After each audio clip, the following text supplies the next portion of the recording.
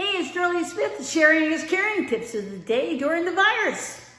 It's been a lot going on, and I had somebody ask me one time and said, Darlene, do you ever have a bad day? I'm like, yes. We're talking about bad days today. Think about this. Now, bad days can be very subjective. Many different definitions onto what a bad day is. Do we all have them? Yes. Sometimes we probably don't want to admit it. Now, there are some people, it seems like every day is a bad day for them. How do you define what is a bad day for you? Is it a day where, what do you feel? Sometimes I have problems where I just can't seem to focus, right? Is a bad day when you don't wear your smile, right? Because we know that wearing your smile is always so important.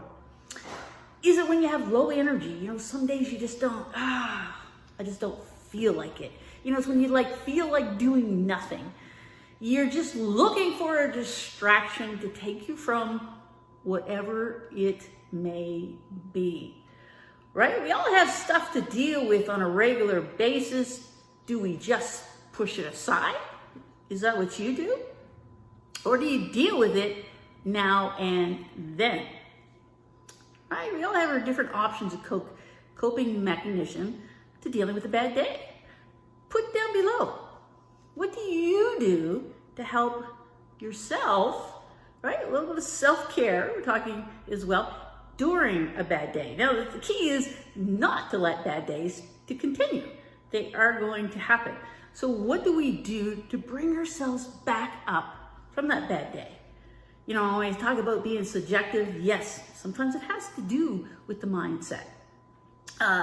You know that, oh yeah, so-and-so's having a bad day, that means we are all gonna suffer. I'm sure you've heard that saying out there as well, right? So how do you do it? Well, one of the great course tips is to talk to somebody. Having those people that just listen. Listen, we've talked a little bit about such a valuable skill, right? Who are those important people in your life when you have a bad day or things just don't seem to be going right, that are there to listen for you, right? So important. Listening is an important skill. And there's different levels of listening, right? Some people say, well, oh yeah, I'm listening, but they're not really listening. Sometimes you just need that to get it off your chest. You just need to vent. That's okay. We all need to do that sometimes. It's better than having it build up inside. Not a good thing to have that happen, right? And yes, I might be speaking from a little bit of experience from you that as well. You can certainly bury yourself in work. That's a great way to, get rid of a bad day. Some people think of a bad day as to something just went wrong. Maybe things are just not going right. Some people are like, well, the weather's bad today, so I'm going to have a bad day. One thing about the color blue, it represents trust, loyalty, peace, right? So it's combination as well. So let's put it down.